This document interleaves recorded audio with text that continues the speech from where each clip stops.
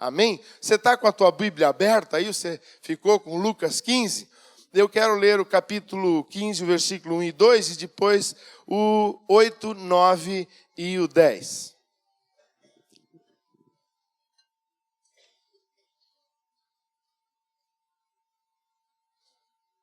Se podemos dar um tema, para a nossa mensagem, é recuperando o primeiro amor, ou recuperando o que se perdeu. Né? O título aqui é A Mulher e a Dracma Perdida. Mas observe o início desse texto, desse contexto todo. Diz assim: aproximavam-se de Jesus todos os publicanos e pecadores para o ouvir. E murmuravam os fariseus e os escribas, dizendo: este recebe pecadores e come com eles. Aí ele fala da parábola da ovelha perdida e de repente ele continua com uma outra parábola. Ele diz assim: ou qual é a mulher que, tendo 10 dracmas, se perder uma, não acende a candeia e varre a casa e procura diligentemente até encontrá-la? E tendo-a achado, reúne as amigas e vizinhas, dizendo: alegrai-vos comigo, porque achei a dracma que eu tinha perdido. Eu vos afirmo que, de igual modo, há júbilo diante dos anjos de Deus por um pecador que se arrepende. E depois Jesus ministra a parábola do filho pródigo. E aprendi com o pastor Timothy Keller de que não é a parábola do filho pródigo, porque os 2 filhos eram pródigos, os 2 filhos estavam perdidos. E era a parábola do pai pródigo, porque tinha 2 filhos perdidos. Mas presta atenção no que esse texto está ensinando, e eu quero que você observe comigo. Primeiro, ele começa dizendo: aproximavam-se de Jesus todos os publicanos e pecadores para o ouvir. Então Jesus está falando com um tipo de público chamado publicanos e pecadores. E a Bíblia continua dizendo: murmuravam os fariseus e os escribas, dizendo: este recebe pecadores e com eles come. E tinha junto no mesmo grupo, na mesma multidão, um grupo chamado fariseus e escribas. Então Jesus fala nesse texto por 3 parábolas para 2 grupos de pessoas. E hoje nós estamos vivendo esse tempo de pessoas que estão aqui no grupo de publicanos e pecadores, que precisam ouvir a mensagem, ou que precisam parar de desculpar: mas todo homem é fraco, todos pecam. Não adianta dizer que a gente não peca, a gente sempre vai pecar e quer continuar pecador. Não, nós não queremos isso. Também não queremos estar naquele grupo de pessoas que estão tão boas, que já estudaram tanto, que conhecem tanto as Escrituras, que elas dizem: Deus, você está fazendo tudo errado. Se eu estivesse no seu lugar, eu ia mudar tanta coisa. Inclusive, eu queria mudar o louvor dessa igreja. Olha, se fosse possível, para que pintar esse negócio de preto? Vamos colocar... Tem os murmuradores, amados. Eles são os religiosos. Eles já conhecem a Escritura. Mas o que eles têm no coração não está de acordo com o que Deus quer que esteja no coração. Quem está aqui no pecado... eles são pecadores. Veja, Jesus dava atenção para eles. Mas Jesus não queria que eles permanecessem no pecado. Jesus queria alcançá-los. Porque Jesus não quer que ninguém fique nem nesse extremo de vida e nem nesse outro extremo de vida tão bom que já determina o que o Espírito Santo vai fazer. Jesus quer que a gente venha para o centro. Andar na vontade dEle. Andar na presença dEle. Andar no Espírito e não na carne.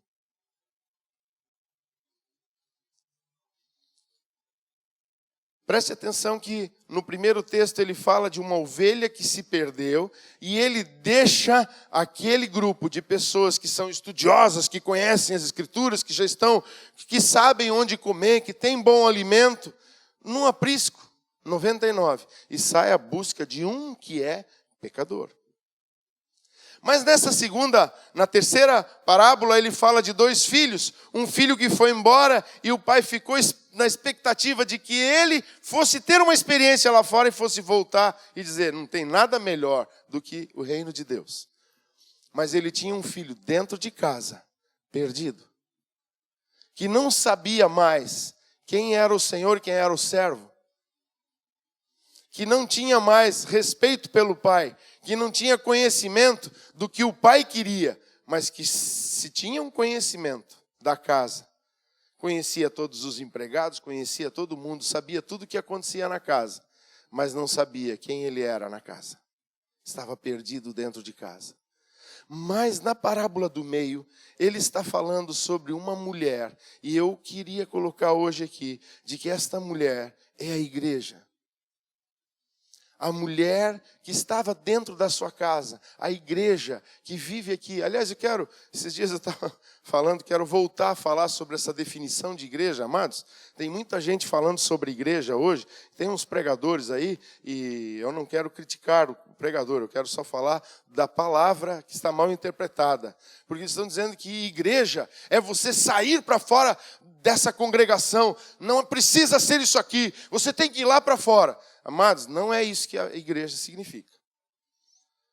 No dicionário Strong, está bem claro isso. Igreja é quando você sai para fora da comodidade da sua casa e vem para esse lugar se reunir em assembleia solene diante de Deus. Isso é igreja.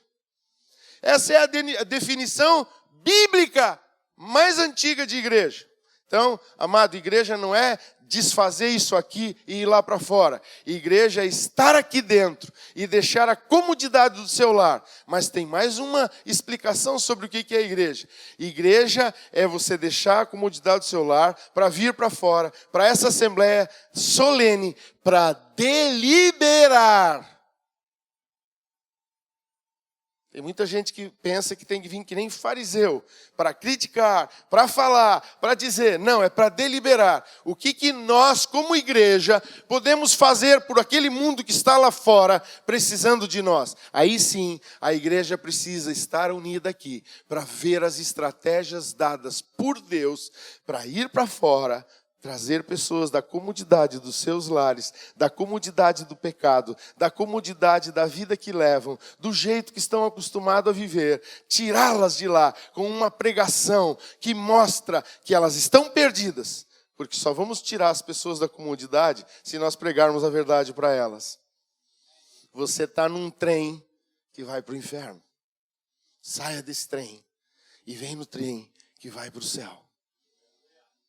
Entra em Jesus Cristo, que nós vamos para o céu. Mas quem está no trem indo para o céu pode cair e tropeçar dentro do trem. Mas, amado, cair dentro do trem não tem problema. O problema é cair do trem. Porque nesse trem você está predestinado para a glória de Deus. Amém? Então, quero ir um pouquinho mais para frente, então, com esse estudo agora. A igreja, nós somos a igreja. Nós somos a igreja. Diga para a pessoa que está do seu lado. Nós somos essa mulher.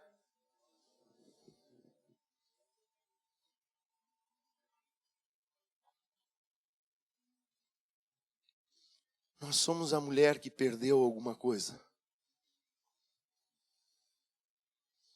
Eu quero dizer para você que nessa mensagem eu quero falar sobre algo que a gente perdeu, que é essencial para a igreja. Eu não sei o que você perdeu, mas no decorrer dessa mensagem, nós vamos ver que há muitas coisas que a igreja perdeu, que podem estar simbolizadas nessa dracma. Mas a principal delas, amado, é o que nós vamos ver aqui na frente já. Olha só. Primeiro eu quero dar uma explicação para você sobre essa mulher, né? Para trazer para a igreja. Antigamente, estas mulheres que ganhavam esses dotes, porque dracma é o valor de um denário. É um símbolo para nós de um valor que a gente tem. Mas dracma é a moeda grega igual a denário.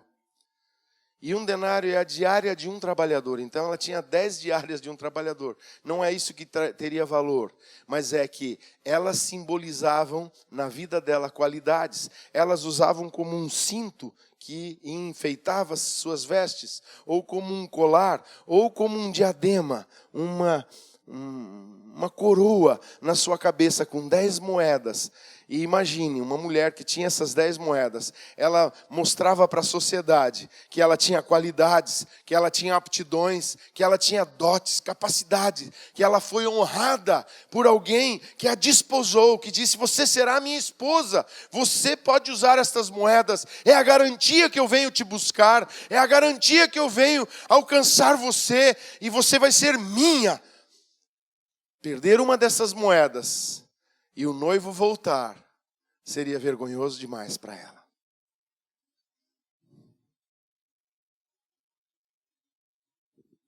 O Senhor voltar para buscar a sua igreja e a igreja ter perdido essas dracmas. Por isso, ela nos ensina uma grande lição. Através de Jesus. Jesus estava falando para aqueles religiosos. Amados, não se sintam um fariseu, sinta-se só um abazeu, né? Um membro da igreja aqui. Mas não seja tão hipócrita quanto eles, porque Jesus estava falando com quem já conhecia a palavra, com quem já estudava a palavra, e estava dizendo: vocês sabem tantas coisas, mas vocês perderam o principal.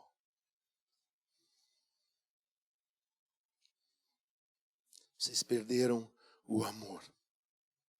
Olha só, em 1 Coríntios 12:31 diz assim: entretanto, procurai com zelo. Está falando de alguém que vai buscar algo que está perdido, que precisa ser procurado. Procurai com zelo os melhores dons, e eu passo a mostrar-vos ainda um caminho sobremodo excelente.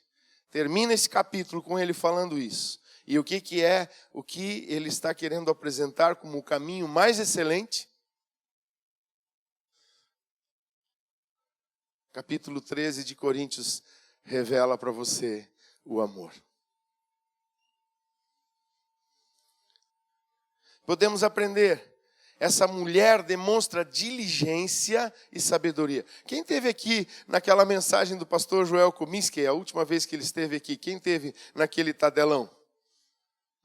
Quem lembra da palavra que ele ensinou aqui, que era necessário a gente ter?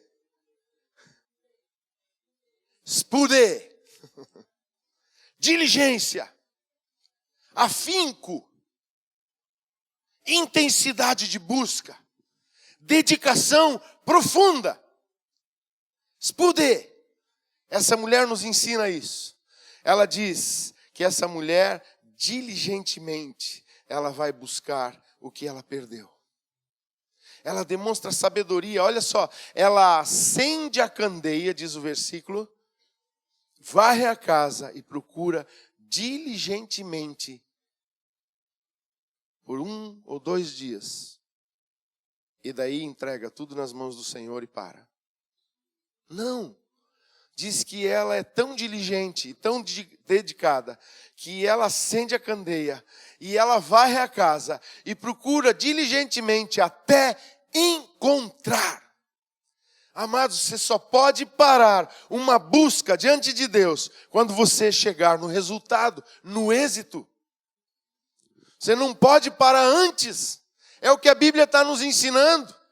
Jesus ensina sobre o dever de orar sempre, quando ele diz: havia numa cidade um juiz, havia numa cidade uma viúva, mas essa viúva importunou tanto aquele juiz até que ele julgou a causa dela. Ele está dizendo para nós hoje, através dessa mulher: acende a candeia. A candeia, amados, está aqui, é essa palavra. Salmo 119, 105 diz: lâmpada para os meus pés e luz para o meu caminho é a tua palavra. É a luz que ilumina o ambiente, que clareia as situações, que ilumina o nosso entendimento, para que a gente ache o que está perdido.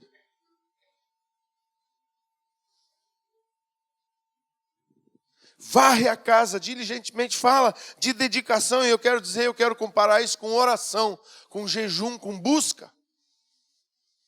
Varre a casa simboliza ir à presença de Deus, ir à presença da luz. Acende a candeia e vai na presença da luz. É oração, é comunhão com o Espírito Santo, é comunhão com o Pai.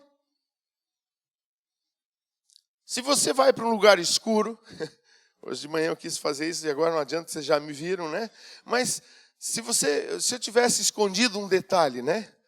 E eu pudesse apagar a luz agora e perguntasse para você, que cor é o meu sapato? Você não saberia qual era a cor do meu sapato. Estava tudo escuro. Mas quando acendesse a luz, aí vocês todos iam olhar para o meu pé. Alguns até esticaram agora o pé para ver. E às vezes, seu sapato é preto, pastor, com uma sola um pouco marrom. Mas por que você descobriu isso? Porque está claro o ambiente.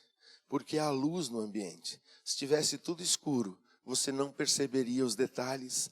Sabe qual é o problema da oração, amados? É que quando a gente chega na presença de Deus, a presença dele é luz.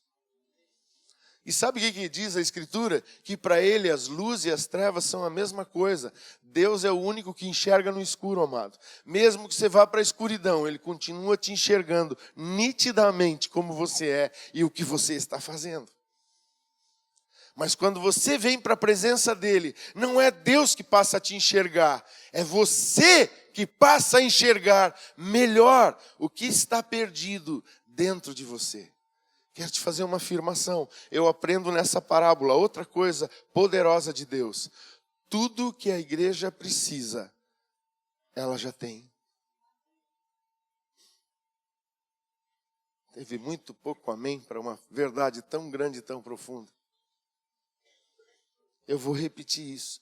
Tudo que eu e você, como igreja, precisamos para a nossa vida, até o fim, até o encontro com Jesus nos ares, nós já temos dentro de nós.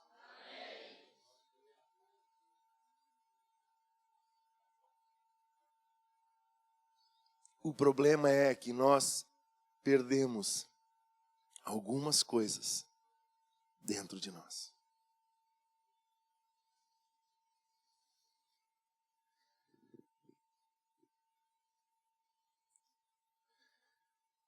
Romanos 12, 11 e 12, parte C do 12, diz assim: no zelo não sejais remissos, sede fervorosos de espírito, servindo ao Senhor. E no 12, versículo 12, C diz: na oração perseverantes. Além do amor, do primeiro amor que nós perdemos a sabedoria de buscar as coisas. Nós viemos para um culto e aí, eu queria que aquele pastor famoso lá, aquele um que veio aí visitar, eu queria que o pastor X viesse, ele vai orar por mim. Daí tem 6 pastores aqui da igreja orando, o Espírito Santo está sobre cada um deles. Mas ele quer o pastor especial. E daí ele vem e aquele pastor ora por ele e nada aconteceu. E ele vai embora e diz, Deus, não deu certo. Isso é buscar diligentemente, irmãos.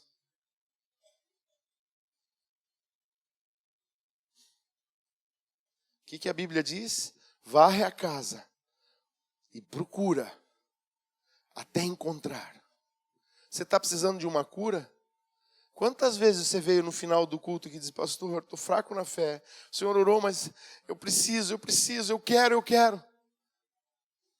Ainda quero falar sobre obras da fé. Minha esposa estava me ministrando. Eu sempre digo isso. O Espírito Santo ministra ela, ela me ministra. E algo transformou a minha vida na visão de fé, mas vai ser uma outra pregação. Mas eu quero falar hoje sobre busca. Por que nós desistimos tão fácil de buscar o que nós perdemos?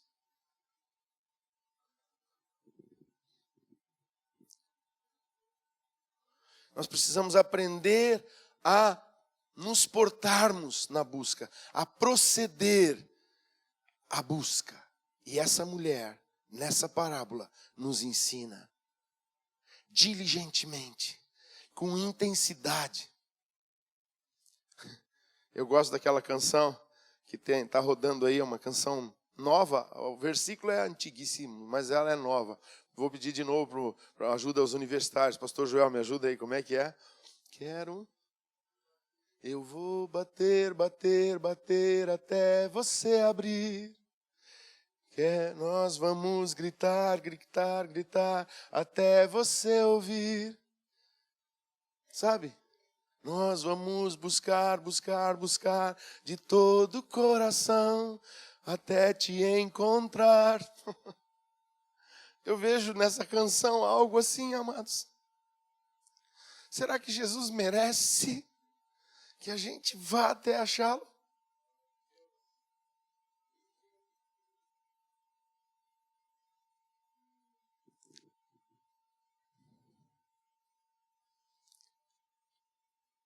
É que a gente tem uma mania, que é uma estratégia diabólica na igreja. Hoje eu quero desfazer essa estratégia. Ou você é publicano e pecador, ninguém é perfeito. Ou você é um acusador. Ai, são pecadores, olha só como eles vivem.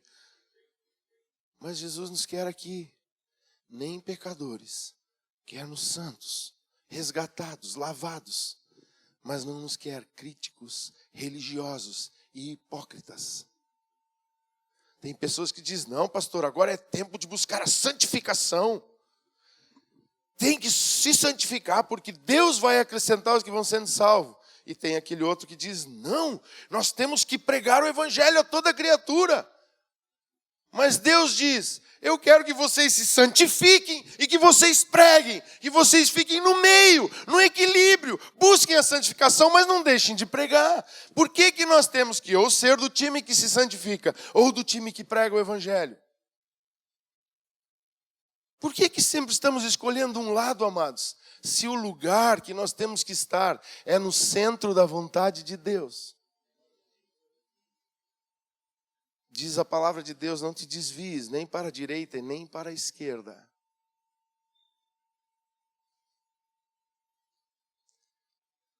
Apocalipse capítulo 2, versículo 5 diz assim, lembra-te de onde caíste, volta ao teu primeiro amor, às tuas primeiras obras. Lembra que você fazia quando você se converteu, que você queria pregar para todo mundo, que você queria falar para todos os teus familiares o que Jesus fez na sua vida. Por que parou? Porque nós perdemos o primeiro amor. No versículo 4, antes desse 5, Deus fala, a carta da igreja de Apocalipse, tenho, porém, contra ti, que abandonaste. Quer dizer, você perdeu, mas, deixa assim. Não é cômodo para mim ter que orar para buscar. Pastor, não é cômodo para mim acordar meia hora mais cedo para oração. Não é cômodo.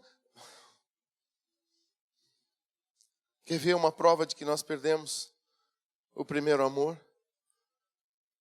Tem muitos de nós que têm respondido assim, irmão, você tem tempo para orar? Olha, pastor, eu não tenho tempo para orar. Isso é a maior prova de que nós perdemos o primeiro amor. Porque se nós amamos mesmo Jesus, nós criamos tempo para orar. Nós trocamos os valores das coisas. Nós desprezamos algo em troca de busca da presença de Deus. Se nós o amamos, nós queremos buscá-lo. Se nós amamos, nós queremos estar com Ele. Se nós amamos a Jesus, nós queremos buscar a sua presença. Mas quando a gente diz não tenho tempo, a gente está dizendo assim, eu não amo mais a Ele. Eu gosto dessa nova vida que eu ganhei, eu acho legal esse negócio. Hoje eu vi uma frase impactante. Como eu disse, olha, não critique nenhum dos pregadores que estão lá fora, amados. Se eles são de Deus, trabalham para Deus, prestam conta para Deus, não para nós. E ele é até um homem polêmico. Mas ele disse assim, Deus não é o nosso garçom pelos 10% que damos de dízimo. não é, como é que se diz quando você vai pagar no restaurante, você dá a gorjeta ou o 10% do garçom. Teu dízimo não é 10% para o teu garçom.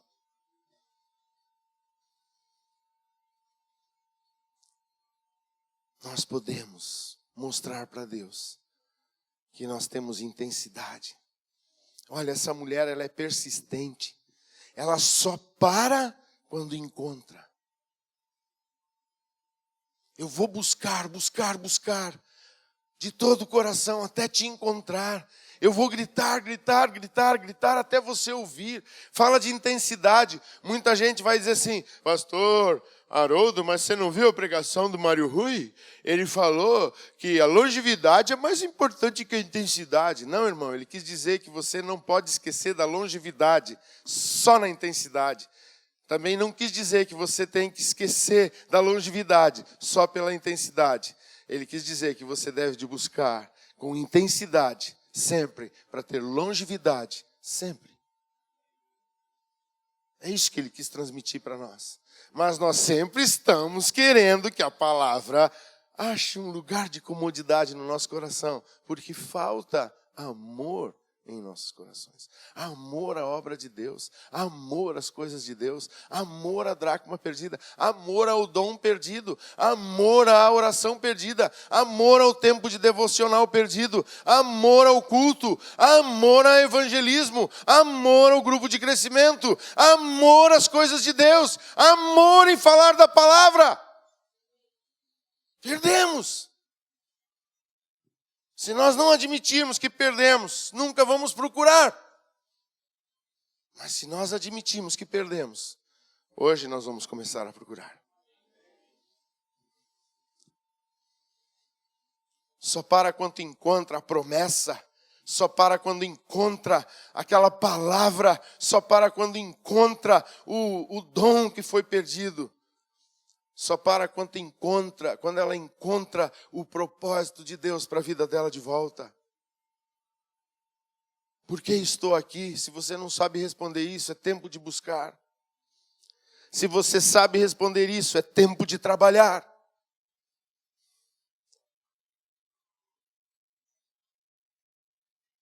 Lá em Romanos 10, 38 diz assim: o meu justo viverá da fé. Parte A do versículo.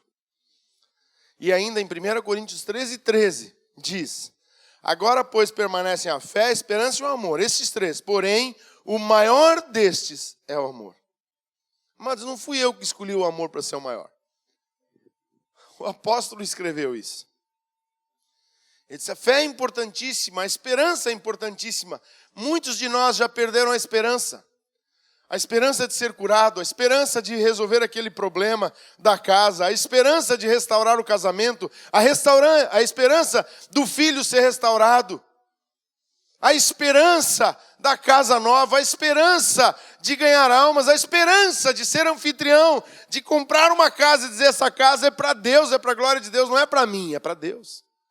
A esperança de fazer as coisas, a esperança de ver sinais e prodígios. Já perdemos a esperança, perdemos a fé e perdemos o amor.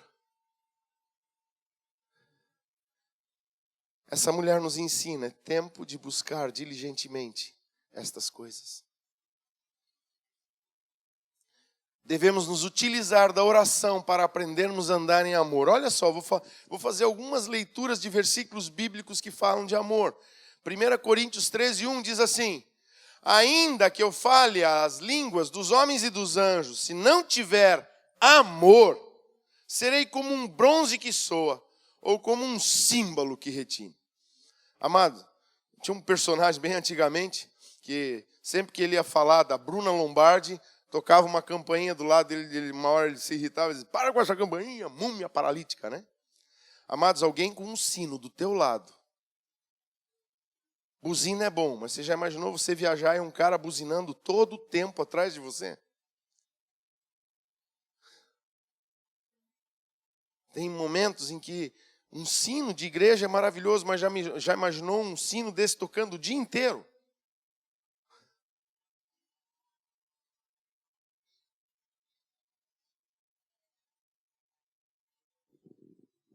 chega num ponto que aquilo passa do belo. Olha que lindo. Eu lembro, meu avô tinha uma coleção de relógios antigos. Eu nem vou contar que foi a minha irmã que um dia foi lá e colocou de 2 em 2 minutos, 1 em 1 minuto. Tinha tanto relógio que de 1 em 1 minuto eles começavam a bater. Então, nunca parou de ter relógio batendo na casa dele, porque ele tinha mais de 100 relógios. Então, imagine, tá? Deu 11 horas. Tom, tom, tom, tom, tom, tom, tom, tom, 11. Quando parou aquele, o do lado começava pim, pim, pim, pim, pim, pim. Aí outro, tim, dom, dom, dom, dom, din, dom, dom. E a casa o dia inteiro ficou assim. Uma hora, imagine meu avô, aquele homem. Quem fez isso, né? Ela fez isso de noite. Então começou, imagine, a noite inteira tocando isso. No outro dia, só a graça de Deus, né?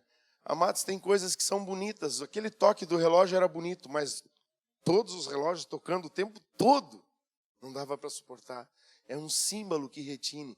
Uma vida sem amor é um som irritante. Eu quero falar de Jesus para você.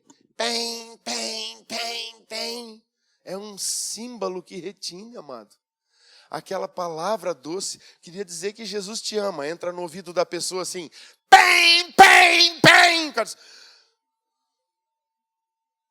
Não sei o que aconteceu, só falei que Jesus amava ela. Não, mas você não tem amor. Isso entra como um símbolo que retine.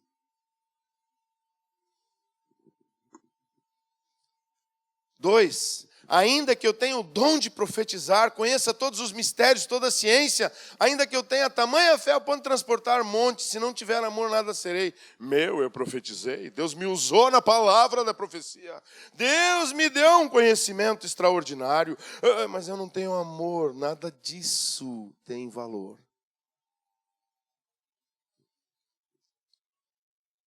Até a mula do Balaão ganha da gente. Quando a gente está sem amor. Versículo 3. E ainda que eu distribua todos os meus bens entre os pobres, e ainda que entregue o meu próprio corpo para ser queimado, se não tiver amor, nada disso me aproveitará. Deus conhece os nossos corações. E Ele sabe que nós perdemos a dracma. E eu quero ser um profeta e não quero ser um profeta sem amor, porque eu preciso do amor dele na minha vida hoje também. Porque nós, igreja, precisamos buscar a dracma. O 13:13 eu já li, né? Agora, pois, permanecem a fé, a esperança e o amor, e esses 3, porém, o maior destes é o amor. Se você ler Coríntios 13 todo, você vai ficar abismado com a palavra, mas veja ainda Gálatas 5, 22 e 23. Mas o fruto do Espírito é amor, alegria, paz, longanimidade, benignidade, bondade, fidelidade, mansidão, domínio próprio. Contra estas coisas, olha só o que diz a Bíblia, contra estas coisas não há lei. Significa que quando você anda no Espírito, e você anda no amor, na alegria e na paz de Deus, na longanimidade de Deus, você está acima da lei, você está em Cristo, vivendo no Espírito. Não há condenação para quem está em Cristo Jesus, diz a Escritura. Mas se nós não estamos em Cristo, se nós não estamos vivendo e nem andando no Espírito, a lei continua vigorando sobre nós. Você já leu Deuteronômio 28, do 15 em diante, para ver? Se não atentares nas palavras que hoje te ordeno, e nem cuidares em guardar todas as palavras que eu te dou hoje para guardares, todas estas maldições virão sobre ti e te alcançarão. Quem está na carne está debaixo da lei. Quem está no Espírito está fora da lei, porque contra estas coisas que o Espírito produz em nós, a lei não pode fazer nada. Um segredo de vida. Colossenses 3, 14 diz assim: acima de tudo isso, pois, esteja o amor, que é o vínculo da perfeição. Amados, amemo-nos uns aos outros, porque o amor procede de Deus, e todo aquele que ama é nascido de Deus e conhece a Deus. 1 João 4:8. Aquele que não ama não conhece a Deus, pois Deus é amor. Eu pulei um aqui.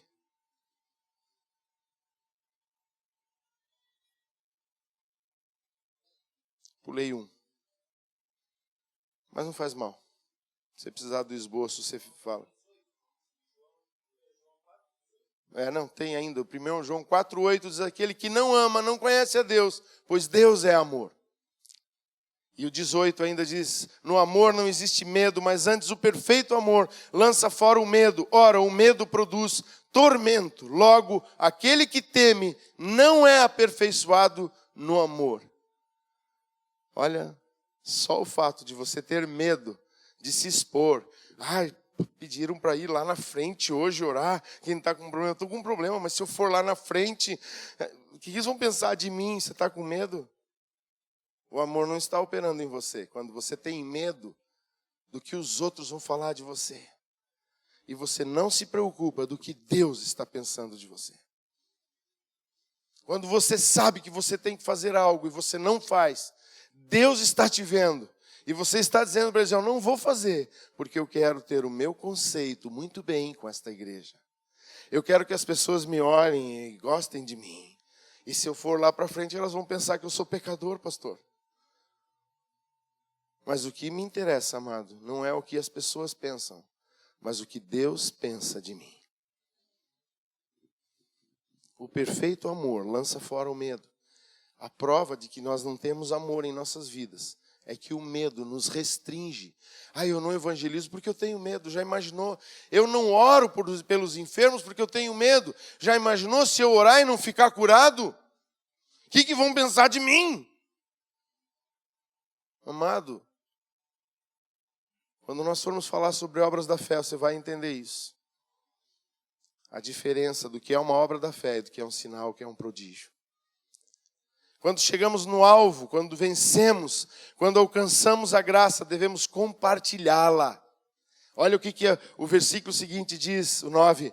E tendo achado, reúne as amigas e vizinhas, dizendo: alegrai-vos comigo, porque achei a dracma que eu tinha perdido. Amado, busque intensamente amor. Eu sei que hoje esse silêncio tremendo neste ambiente é uma operação cirúrgica de Deus dentro do teu espírito. O Senhor lembrando e te dizendo: procura, porque o que você precisa já está dentro de você. Eu não preciso fazer mais. A Bíblia diz que Ele já derramou o amor de Deus pelo Espírito dentro do nosso coração, dentro do nosso espírito. O amor já está em nós. Nós o perdemos. Ele está em algum lugar oculto, está embaixo de alguma cama, de algum recôndito da nossa vida.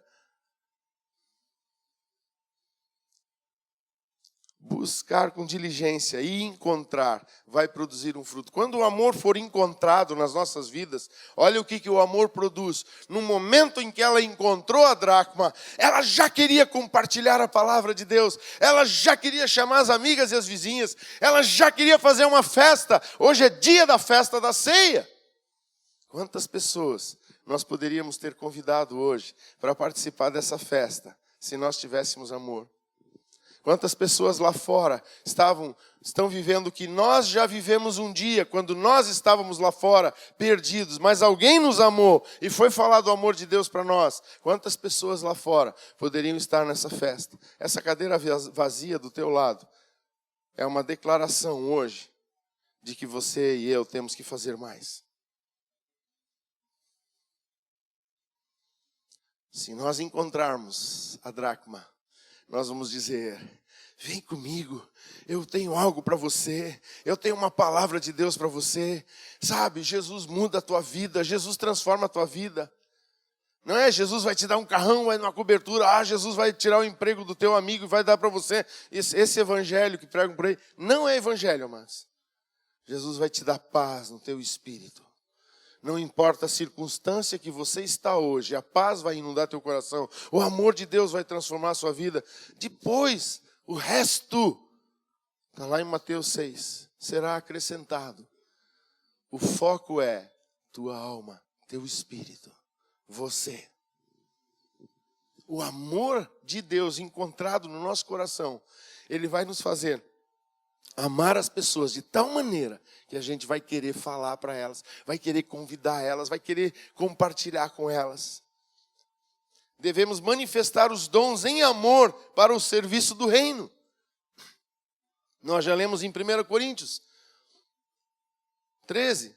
Se não tiver amor, nada vale, nada é importante, mas com amor. Mas olha só, Deus nos chamou. 1 Coríntios 12, 7 diz assim: a manifestação do Espírito é concedida a cada um, visando um fim proveitoso.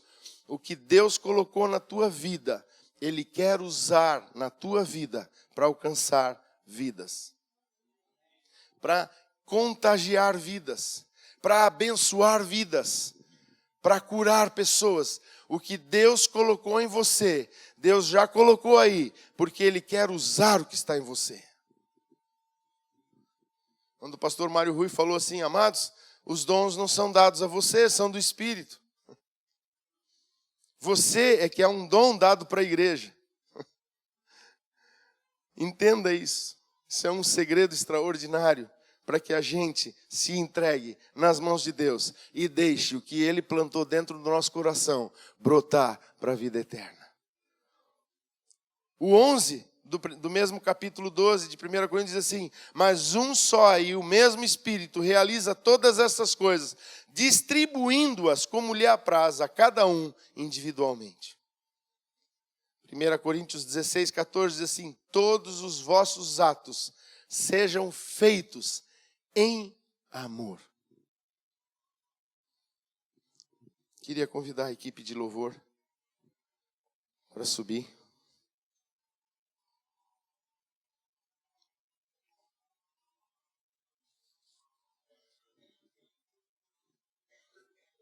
Queria que você ficasse de pé.